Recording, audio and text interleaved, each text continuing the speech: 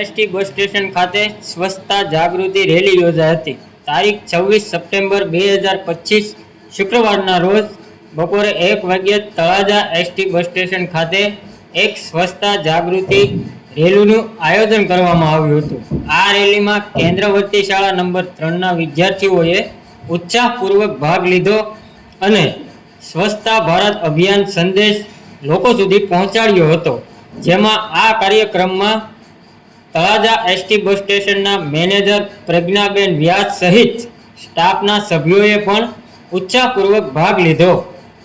Rally દરમિયાન બાળકોએ સ્વચ્છતા હી સેવા અને સ્વસ્થ ભારત સુંદર ભારત જેવા સ્લોગન્સ દ્વારા લોકોને સ્વચ્છતાનું મહત્વ પણ જણાવ્યું। સ્વચ્છતા અભિયાન અંતર્ગત રેલી રાખેલ હતી। સ્વચ્છતા રેલી કઈ સ્કૂલના બાળકોને બોલાવ્યા હતા? કેન્દ્રવર્તી શાળા નંબર 3।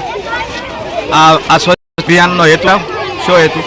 સ્વચ્છ બસ સ્ટેન્ડ અને નાગરિકોને થોડીક જાગૃત થાય કે સ્વચ્છતા આપણે રાખવી જોઈએ।